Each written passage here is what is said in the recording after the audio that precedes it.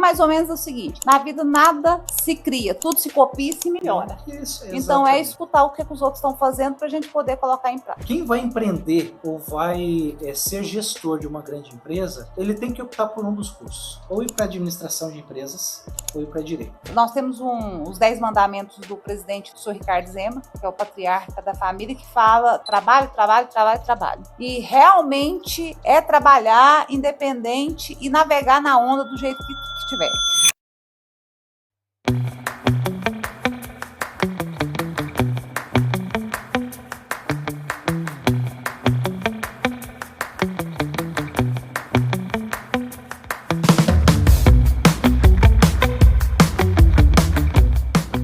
Olá, sejam bem-vindos a mais um Café com Sais. Hoje, um episódio mais que especial.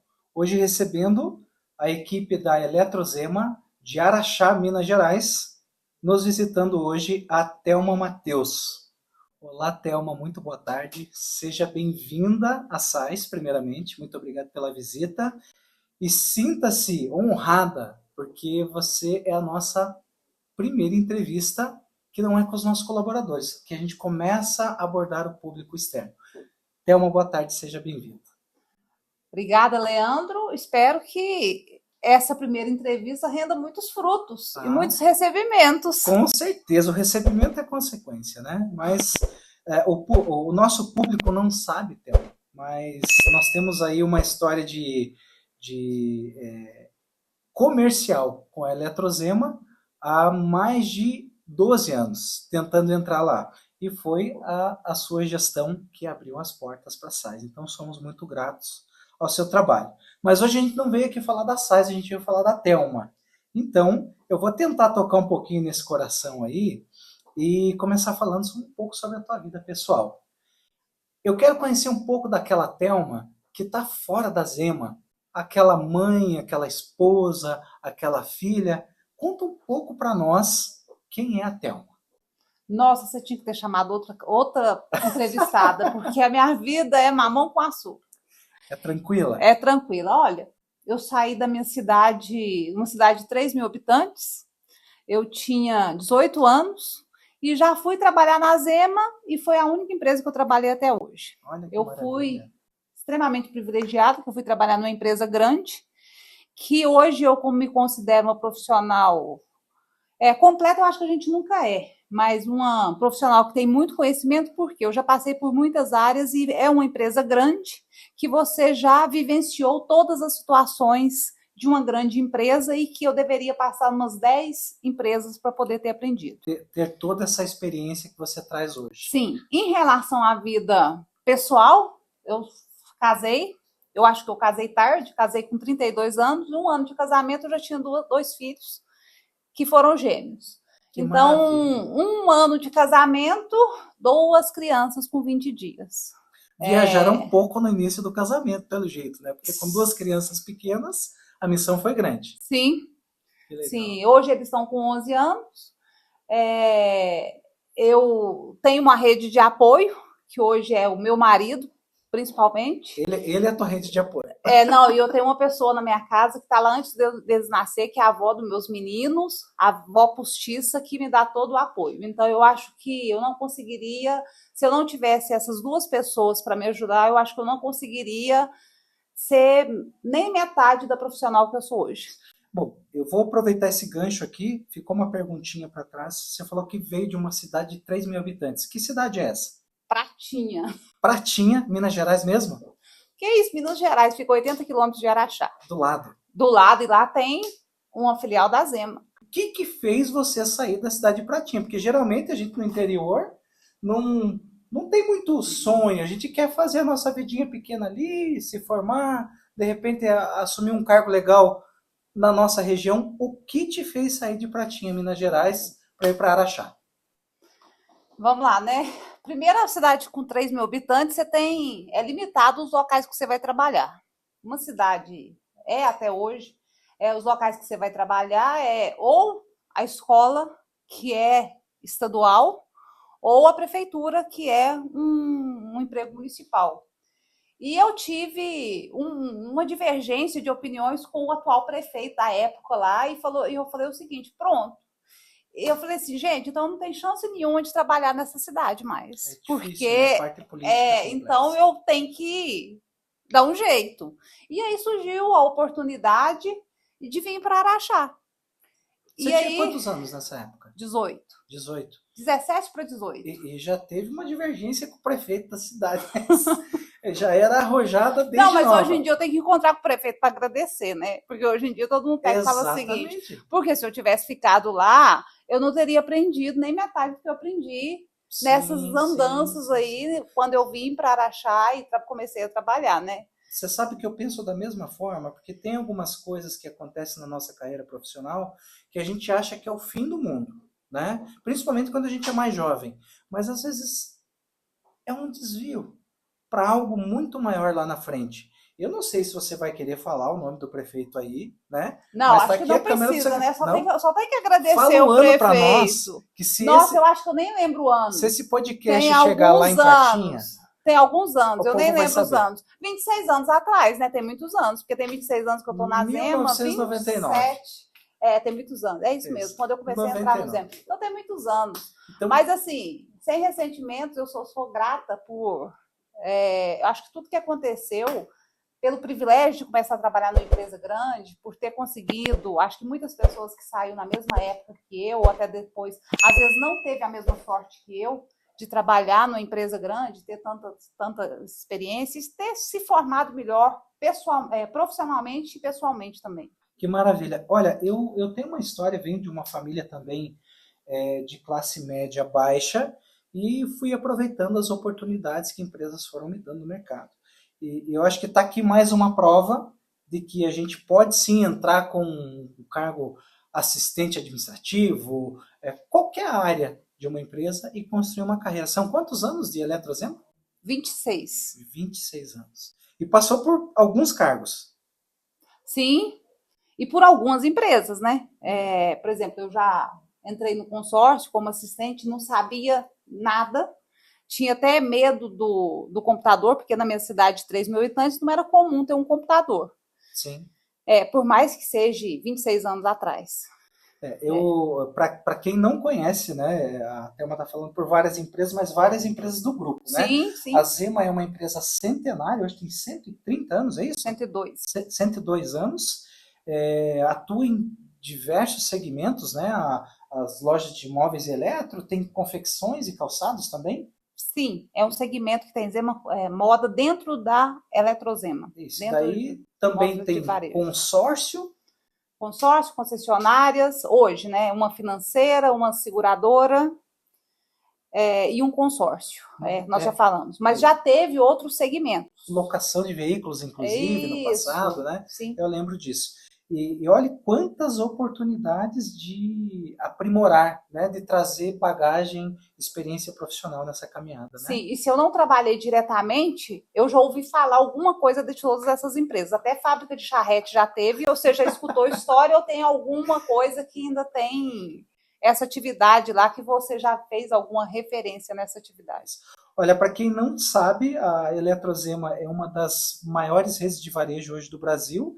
E para quem quiser conhecer um pouquinho mais dessa história centenária, tem 2 ou 3 materiais no YouTube lá, né? À disposição. É uma linda história familiar, né? Eu te confesso que eu não é uma inveja, mas eu me orgulho de hoje prestar serviço para esse grupo exatamente porque eles têm uma história de filhos, netos, né? Vindo e tomando a frente dos negócios e dando continuidade no legado da família, né? Legal. Thelma, você passou por várias áreas lá na Zema e continua lá, mas eu queria saber um pouco da tua formação. Para onde você foi estudar? O que você foi fazer? O que você buscou como formação? Você falou, eu vou fazer isso aqui vai agregar para minha carreira profissional. Ou se formou em algo e virou a carreira? Como é que foi isso aí? Na realidade, eu falo que eu não sou exemplo para ninguém, porque as minhas 2 formações, hoje eu não atuo diretamente na área de nenhuma das 2. Porque a primeira faculdade que eu fiz foi matemática. Não foi opção, Foi porque foi a faculdade que eu morava na cidade pequena e a gente ia 3 vezes por semana. Queria ser Então, professora. não, nunca quis ser professora, mas era a opção que eu tinha, era fazer um curso de uma matéria que eu mais me identificava na escola. Sim. E as opções que eu tinha era letras, pedagogia, que seria ser professor, matemática e ciências que eram juntos, e geografia e história. E aí eu optei por matemática. Por quê? Tinha mais 2 cursos na cidade de Araxá, que eu não morava, eu ia 3 vezes por semana, que era Direito e Contábeis. Só que era um curso caro e que tinha que ir todos os dias. Então, você tinha que se deslocar. Aí eu optei por matemática, que era a matéria que eu sempre me identifiquei mais, que eu gostava mais na escola. E com 6 meses eu fui para Araxá. E aí eu vou continuar, fui trabalhar na Zema. Vou continuar esse curso, e era só 3 anos. E aí eu optei por terminar o curso com 3 anos. Nesses 3 anos, teve uma seleção de gerente trainee, eu passei e comecei a fazer. E o dono da empresa falou, viu o meu potencial, saí bem na prova de trainee, e falou o seguinte: o que você quer fazer? Eu falei assim: não, eu quero fazer direito. Porque tem uma pessoa que trabalha comigo até hoje lá no grupo, que é gerente do jurídico, e eu sempre tive muita amizade com ela mesmo, e vi ela trabalhar, e falei: não, eu quero fazer direito. E fui lá fazer direito. Então, teve um intervalo de 2 anos. Eu fiz matemática, eu concluí, depois fiquei 2 anos. Nesses 2 anos, eu fiz, aí foi o Grupo Zema, propiciou uma faculdade de gestão e negócio de varejo. Na época não tinha muita coisa a ver, porque eu trabalhava no consórcio, no administrativo, então não tinha muita coisa a ver com varejo. Eu fiz esse MBA em negócio de varejo. Na época, não usei muito. E depois eu fiz direito. Quando eu estava terminando a faculdade de direito, eu fui convidada para assumir o financeiro do grupo, da Eletrozema. E aí eu gostava de trabalhar lá, e aí eu fui assumir o financeiro.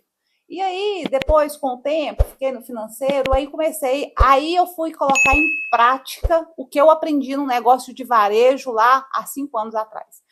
E depois, aí eu falei assim: gente, eu tenho matemática, eu tenho direito, eu tenho gestão e negócio de varejo. Eu preciso fazer algo na minha área. E aí eu fiz o MBA em gestão, auditoria, controladoria, auditoria, pela Fundação Getúlio Vargas. Aí foi lá que eu aprendi mesmo o que é uma administração. Sim. E realmente técnica, né? A parte técnica de administração. Então, era sofrido, porque a gente ia de 15 em 15 dias, e era em Uberlândia, 180 quilômetros, eu e outros colegas lá. E realmente, hoje, se falar assim: você tem uma referência, realmente, Fundação Getúlio Vargas. Não que eu não valorize a faculdade que eu fiz lá em Araxá. Sim. Porque realmente foram faculdades boas, eu consegui passar na OAB com muita facilidade, porque a faculdade me deu uma bagagem boa. Sim. Mas realmente, para o que eu faço hoje, realmente foi a FGV. A FGV, nível Brasil, é muito respeitada, né? E tá vendo aquele curso de matemática que você achou que não ia ajudar muita coisa? No financeiro, quando você assumiu lá, o teu conhecimento ajudou bastante. Sim, eu acho que o direito também, porque o direito eu acho que você aprende para a vida, né? Sim, sim. Mas uma coisa nunca, na vida tudo é lógica. Qualquer formação e tudo que você vai fazer na sua vida é lógica. Eu penso que quem vai empreender ou vai ser gestor de uma grande empresa, ele tem que optar por um dos cursos. Ou ir para administração de empresas, ou ir para direito. Eu sou formado em administração de empresas, e a minha sócia direta aqui, que faz a gestão junto comigo, é formada também em processos gerenciais e acabou de se formar em direito, a qual dá uma tranquilidade para nós nas decisões que a gente toma. Então, hoje eu digo que a gente se soma, né? Porque eu venho com toda aquela garra e aquela vontade de empreender. Do outro lado, vem uma advogada formada que ela faz o contrapeso, segurando para que a gente não faça nenhuma besteira. Então, os 2 cursos eu acho que são boas escolhas, independente de qual cargo você vai assumir depois. Mas são 2 bases muito sólidas para o segmento da carreira ao longo do tempo, né? Sim. Maravilha. Bom, aí todo mundo pergunta, fala assim: você nunca fez administração? E aí, às vezes, eu até tento entrar na cabeça de algumas pessoas que convivem comigo. Não é preconceito. Eu falo o seguinte: você precisa de trabalhar? é classe média, baixa, que você precisa trabalhar, faz um curso que te dá uma profissão. A administração é um bom curso, mas não te dá uma profissão. Sim, não. Te dá uma base para Te dá você uma base para abrir o você teu fazer leque. algo. Então, faz um curso que te dá uma profissão. Faz um contábeis, faz um direito, faz uma matemática que você vai ser professor, ou por mais que você vai seguir outra área. Mas a administração, agora, se você tiver outro curso ou já tiver alguma coisa fundamentada, eu entendo que sim. Mas se Sim. você quiser uma profissão, Realmente eu vejo que a administração ela vem para agregar. O cara abre uma farmácia, ele vai precisar de um administrador, né? Essa é a ideia. No entanto, ele precisa direcionar e saber para que ramo, para que lado ele vai executar aquele conhecimento de administração. Vamos para a próxima pergunta aqui, Thelma. Eu fico imaginando o tamanho do desafio de 1 ano de casamento, você se tornar mãe de gêmeos com toda essa responsabilidade de eletrozema caminhando e a Zema alavancando como um foguete a tua carreira profissional. Como que foi conduzir isso? Você já me falou aqui que o seu esposo, né, e também a avó te ajudam a conduzir. Mas como mãe, como esposa, como que você vê no dia a dia esse desafio de muitas vezes ter que estar ausente? Por exemplo, hoje você está em Curitiba, do Paraná, a mais de 1.000 quilômetros de casa. Como que é esse desafio de muitas vezes ter que estar ausente da família, dos filhos, de ver o crescimento dos filhos, para conduzir com excelência os negócios da Zé? hoje eu escutei até de um taxista que conversou, taxista ou acho que uma pessoa de outra assessoria que a gente estava mais cedo, que conversou com uma pessoa de 93 anos perguntando sobre essa nova geração que vem hoje. E eu acho que essa pessoa de 93 anos falou uma coisa que eu acho que se encaixa nessa pergunta que você está me fazendo. As pedras se encaixam. Sim.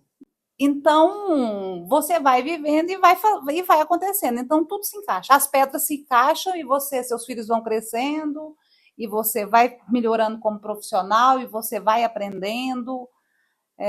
Se você tiver boa vontade, honestidade, vontade de crescer, vontade que as coisas dê certo, as pedras vão se ajeitando e tudo dá certo. Tudo se encaminha, né? Porque sem um bom esposo, né? Uma boa retaguarda lá para te ajudar também nessas ausências, você não teria mão para poder caminhar e tocar tudo ao mesmo tempo, né? Sim. Então, eu acho que a família, nesse momento, é a nossa base, é o que nos deixa sólido para poder deslanchar a nossa carreira. Lembrando também que a gente pode contar com as pessoas, né, que trabalham com a gente. Porque eu acho que se a gente não contar com essas pessoas lá no dia a dia, a gente sozinho não faz nada. Exatamente. Então, realmente, as pessoas vão te ajudando, falando assim, nossa, hoje tá difícil, a Thelma tá com filho doente, vamos lá fazer isso aqui. Então, e tendo paciência, porque às vezes um dia a gente chega de mau humor, um dia a gente fala bom dia, outro dia eu não falo nem bom dia, aí a pessoa chega e fala assim, Thelma, você nem falou bom dia pro pessoal. Mas eles criam uma sensibilidade e passam a nos conhecer. Essa é uma grande verdade. Eu procuro todos os dias, quando eu chego na empresa, dar bom dia para todos os colaboradores. Mas a gente não é de ferro. Tem dia que algum problema na empresa ou algum problema familiar mexe com a gente. Nós somos seres humanos falhos, né? Tanto quanto eles também são, né? Então, eu acho que isso, ao longo do tempo, a equipe vai nos entendendo também. Não, e outra coisa também, né? Lá, por isso que eu falei que eu sou uma privilegiada. Na empresa onde eu estou, eles sempre eu participei de alguns treinamentos de formação como pessoa. Então, eu acho muito que eu ainda tenho muitos defeitos, muitos pontos a serem melhorados, mas muito que eu melhorei hoje foi também nesses treinamentos em relação a pessoas. Só coach, eu já fiz 2 coaches Desenvolvimento dentro pessoal, da empresa. Né? Dentro da empresa. Então, realmente, tem defeito? Tem muitos defeitos, tem muitos pontos a serem melhorados, mas realmente esses 2 treinamentos me ajudaram muito. Sim.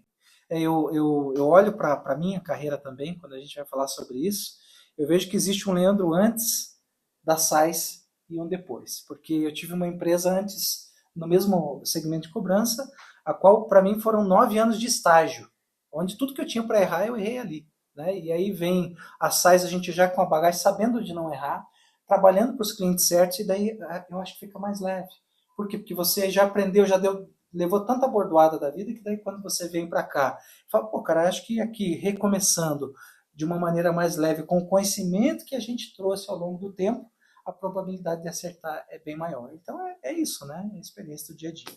Mas tem uma pergunta que não cala aqui e que eu quero que você discorra um pouquinho a esse respeito. Existe um mundo louco no mundo empresarial chamado recuperação de crédito, pelos mais populares, cobrança. Quando é que você caiu de paraquedas, minha amiga, nessa área? O que você veio fazer nesse mundo? Conta pra gente. Nossa, eu acho que deve ter, eu já perdi até as contas, mas deve ter coisa de 5 anos. E a gente tinha um departamento lá e que ficava assim, tinha uns 2, 3 gestores e aquele negócio. E aí acontecia alguma coisa, eu não sabia a quem recorrer, e eu lá no financeiro falava o seguinte: tem que resolver isso, tem que resolver aquilo outro. E aí o nosso CEO lá falou o seguinte: numa reunião, a partir de hoje, quem responde pelo crédito e cobrança é a Thelma. Eu falei assim: o quê? Que Quê? pepino! Que pepino, Quê? então. Eu falei assim, eu não entendo nada de crédito, nem de cobrança, e nem de e não, ainda tinha um saque lá para ajudar. Eu falei assim, eu não entendo nada de crédito, eu não entendo nada de cobrança, eu não entendo nada de saque. Não, olha, o Ricardo, que é o filho do CEO da empresa, ele vai ficar um ano fora, depois ele vai vir, e ele vai ficar um tempo lá no crédito e cobrança, e aí eu falei assim, então tá bom. Ninguém sabia, eu não sabia nada de cobrança, nada. Só que eu sempre fui muito curiosa e sempre dava notícia de alguma coisa. Eu dava notícia do compras, que eu conversava muito com o pessoal de compras, eu dava notícia do que estava acontecendo na empresa. Isso eu sabia o que estava acontecendo na empresa. E aí nós fomos lá para o crédito e cobrança, começamos a ver as rotinas, já tinha muita coisa estruturada, então foi só questão de melhorar, já tinha a presença de cobrança terceirizada dentro da empresa, já sabia que o que já tinha feito cobrança interna no passado e já tinha terceirizado, então já tinha algumas experiências lá. E precisava de um aperfeiçoamento em relação a números, construção de BI, e aí eu comecei a conversar, nós contratamos um consultor que já tinha trabalhado numa grande rede, ele nos ajudou a estruturar alguma coisa, e até hoje é um aprendizado. A gente conhece alguns desses consultores. Você lembra o nome dele ou não? Ele chama, acho que chama ainda, Rivaldo. Rivaldo. Não sei o sobrenome, mas foi uma pessoa que nos ajudou muito lá na época. E aí aí uma pessoa falava o seguinte: olha, tem um evento de cobrança em São Paulo. Eu no evento de cobrança. Aí chegava no evento de cobrança, eu ficava morta, porque eu conversava com todo mundo desse evento de cobrança, todos os fornecedores que tinham expondo, com todas as pessoas, e comecei a conversar com as assessorias de cobrança. Também aprendi muito. Eu aprendo muito com essas assessorias de cobrança, porque eu vou de assessoria em assessoria perguntando o que vocês estão fazendo diferente, o que os outros estão fazendo diferente. É mais ou menos o seguinte: na vida nada se cria, tudo se copia e se melhora. Isso, então é escutar o que os outros estão fazendo para a gente poder colocar em prática. Vou te fazer uma pergunta que eu não sei se você vai ter a resposta, mas eu conheci o seu Romeu Zema em 2014 no Congrecred Belo Horizonte. E ele estava palestrando lá nesse evento de cobrança, e ele falou que na época eles tinham 300 cobradores externos, funcionários próprios da Zema. Você fez parte da mudança disso, da Zema tomar a decisão de acabar com esses cobradores internos, parece que trabalhavam com moto e tal. Você participou dessa mudança de gestão ou não? Eu não estava no crédito cobrança, mas eu participei sim. E já conversei com várias pessoas, porque hoje o pessoal que está na empresa são pessoas que estão há muitos anos e sabem, e quando eu tenho alguma dúvida, eu vou lá perguntar, eles falam, não, nós já fizemos isso antes e não dá certo, ou dá certo, vamos tentar, vamos fazer. Realmente nós tivemos, não era só um cobrador, não. Nós tínhamos uma crediarista que concedia crédito em cada uma das lojas. E se chegou até descentralizado, porque a gente não tinha um motor de crédito. Então, a mudança foi praticamente junta. A gente contratou um motor de crédito, estruturou o motor de crédito e depois trouxe a cobrança para o administrativo, para o CD, para poder fazer essa cobrança, e foi trocando esses cobradores. O cobrador quer sair, ele sai e a gente assume, não repõe o quadro de funcionário. Não foi nada brusco, de um dia para a noite que isso aconteceu, mas foi aos poucos. A crediarista saía, não, agora a concessão de crédito não é na loja, então não precisa repor o quadro de crediarista. Olha o tamanho do risco que vocês diminuíram, né? Porque essa aprovação de crédito na mão do crediarista, sob a responsabilidade de um gestor, um gerente de loja, tinha um risco gigante de concessão de crédito. O gerente tem meta para bater. Aí, mas ele sempre teve. Se ele abre o crédito demais, o crédito não pode estar na mão dele. Se tiver na mão dele, 100%, ele vai vender mais do que pode. E aí?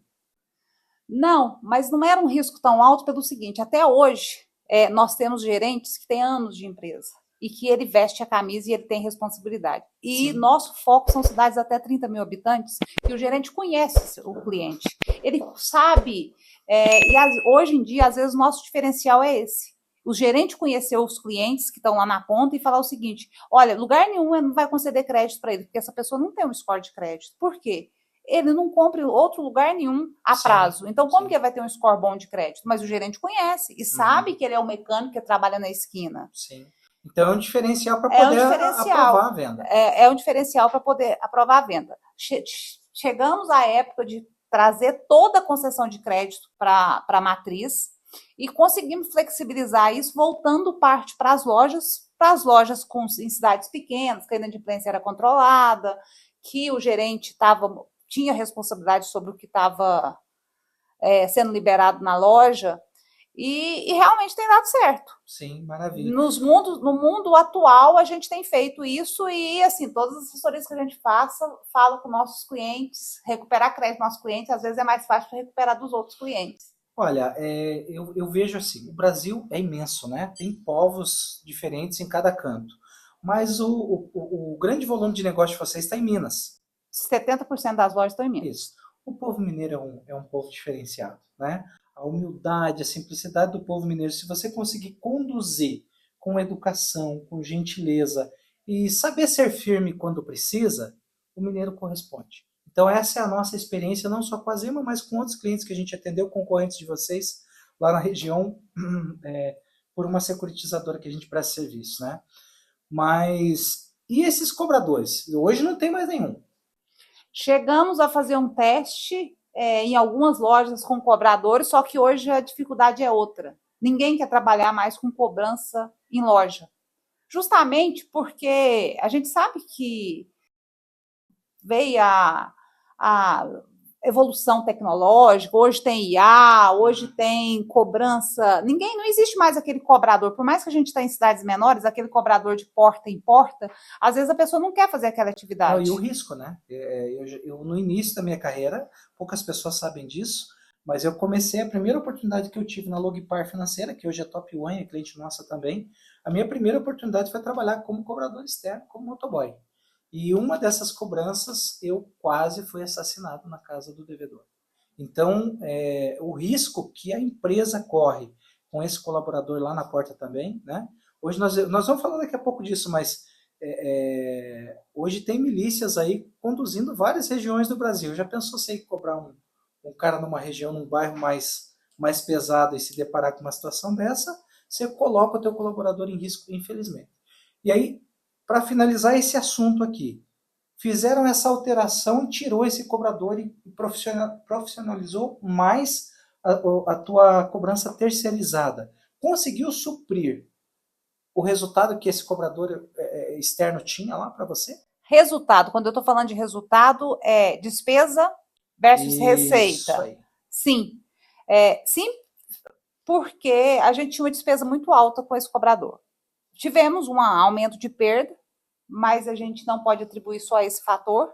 A gente pode ter uma conjuntura econômica, as coisas mudaram no decorrer dos anos, mas entende-se que hoje em dia sempre pode melhorar, sempre a gente pode usar tecnologia para melhorar o resultado que a gente já tem. Sim. Só que é algo que se falar o seguinte, não, eu quero voltar essa cobrança lá para a ponta, contratar um cobrador em cada loja. Eu não vou conseguir o profissional, e financeiramente é inviável a operação. Eu lembro que o Romeu falou em 300 profissionais na época, não sei se Sim, nós chegamos a ter 520 lojas, só que na época das 520 lojas, que bateu esse número de lojas, a gente já não tinha, já estava centralizado a concessão de crédito e a cobrança. Sim. Eu imagino que chegamos a ter 400 cobradores. Você imagina, são 400 motos, 400 profissionais só na retaguarda para recuperar crédito. Então, realmente, se tirou um peso da tua despesa ali, gigante. E outra coisa, né? também, hoje em dia também tem muita preocupação em expor o cliente. O cobrador na ponta, lá na frente de loja, não estou falando só por causa de ação judicial, não. Porque a ação judicial, o cliente vai ter que entrar na justiça, falar o seguinte: fui constrangido, o cobrador da Zema estava na minha porta, alguma coisa desse tipo. E ele vai ter que recorrer ao advogado e vai ser algo trabalhoso. Mas, principalmente, porque o cliente que está inadimplente hoje é um potencial cliente de amanhã. Sim. Às vezes ele está inadimplente, não é porque ele é mau caráter, é por causa da conjuntura econômica. Isso. E aí, por que a gente precisa flexibilizar, precisa das assessorias de cobrança estando entrando em contrato? Porque eles estão vendendo também nosso produto. A gente não quer simplesmente, só porque o cliente ficou inadimplente, ele nunca mais vai passar na porta. Senta o verbo no cara lá, arrebenta a relação. A gente quer recuperar aquele cliente, a gente quer que, não só por nós, mas também por ele. Se ele não quer comprar de nós, que nos pague, a gente tira o nome dele dos órgãos de proteção de crédito e ele pode comprar em outro lugar e continua tendo de o novo. crédito. Continua o relacionamento, né? Isso faz parte da nossa política de SaaS aqui, de levar isso ao cliente. Olha, além de você evitar uma demanda judicial, um problema, a cobrança constante te ligando, você ainda amanhã depois, a Zema pode reavaliar o teu crédito e você voltar a ser um cliente da casa. Olha a potência que a Zema é na tua cidade. Então a gente tem isso dentro da nossa argumentação para realmente fortalecer e esse vínculo poder ser restaurado no futuro depois que o devedor termina de te pagar o parcelamento na nossa recuperação. Né? Mas bacana, foi legal esse feedback aí. Dois assuntos que caminham juntos aqui, 2025 e 2026, e que eu gostaria de um feedback seu, uma gestora de uma gigante do varejo. Como que você tem visto o mercado e a política no nosso país nessa virada 25-26? Eu tenho a minha opinião sobre o que está acontecendo, sobre as dificuldades, mas eu queria ouvir de você. O que você acha a política tem atrapalhado os negócios do Brasil, a tua venda lá na ponta? Qual que é o teu pensamento hoje sobre isso? Eu acho o seguinte, no Brasil, a gente não pode ficar vivendo em função de política e de reforma tributária e de reforma. A gente sabe que o país é um país de terceiro mundo e que sempre vai ter oscilações na economia. Isso desde direita ou esquerda direita lá, ou esquerda. vai então oscilar. A gente tem que trabalhar. Nós temos os 10 mandamentos do presidente lá que fala do senhor Ricardo Zema, que é o patriarca da família, que tem uma palavra, trabalho, trabalho, trabalho, trabalho. E realmente é trabalhar independente e navegar na onda do jeito que tiver. Porque uma coisa é olhar para dentro de casa. A gente tem que olhar o que está ao nosso alcance para resolver. O que nós podemos fazer, o que nós podemos reduzir de custos aqui dentro da empresa. Porque a economia, infelizmente, a gente não consegue mudar. O Brasil inteiro, são 180 milhões de brasileiros que vão lá resolver. Então, eu vou esperar eles resolverem o que eles para a gente. Então, a gente tem que continuar olhando para dentro de casa e ver o que pode ser melhorado aqui e trabalhando no dia a dia. E pedir a Deus que quem conduz o país politicamente tenha bom senso e possa deixar. Eu acho que o principal papel do governo, né, independente se federal ou se estadual ou municipal, é deixar as coisas leves para quem precisa empreender e gerar emprego, porque o que a nossa população precisa é de emprego para poder pagar suas contas, prosperar e realizar os seus sonhos, né? Se o governo federal, principalmente federal, entendesse isso, que se ele só não atrapalhar, ele já está fazendo um grande favor para a gente, né, Thelma? Você concorda com isso? Sim. É isso aí. Bom, a gente está chegando aqui ao final dessa tua participação e eu sou muito grato por você ceder esse espaço para nós. Talvez para você não tenha a importância que tem para nós aqui, mas te olhando hoje como uma gestora, né, que conduz aquela máquina daquele tamanho junto com outros diretores lá, né, para nós é muito valioso esse momento. Então, eu queria primeiramente te agradecer e abrir agora, né, para que você fale para a gente, Thelma, naquela câmera ali, mandar um recado para os seus familiares que muitas vezes sofrem a tua ausência nessas viagens e nessa condução que você tem hoje com a Eletrozema, e também para a tua equipe, que está lá, né, na tua ausência aqui também, como você falou no início, compreendendo a ausência e tocando o projeto, que hoje uma empresa daquele tamanho, se depender só da gente, não vai a lugar nenhum, né? É uma soma de várias pessoas juntas. Então fique à vontade. Na realidade, quem faz a roda girar são os colaboradores que estão lá. Hoje eu estou aqui conversando com várias assessorias e o máximo que eu vou conseguir fazer é chegar lá e falar o seguinte: olha, eu escutei isso, tal empresa está fazendo isso, tal assessoria está fazendo isso, mas quem vai colocar em prática são eles. Então, assim, é agradecer e falar o seguinte, que eu simplesmente vou chegar lá e vou falar. Em relação à minha família, para eles entenderem, eles sempre entendem, e que é uma fase e que realmente o profissional pesa em relação ao pessoal. Maravilha. Thelma, muito obrigado pela sua participação. Meus amigos, Thelma Matheus, da Eletrozema, participando hoje na nossa primeira entrevista com o público externo, né? Vindo representar aqui a cidade de Araxá, estado de Minas Gerais, pela Eletrozema. Obrigado a você que ficou até aqui. No YouTube, é só seguir lá, Sais e Associados, não esqueça de ativar o sininho, e no Instagram, Sais_ADM. Obrigado a você que ficou com a gente até aqui e até a próxima.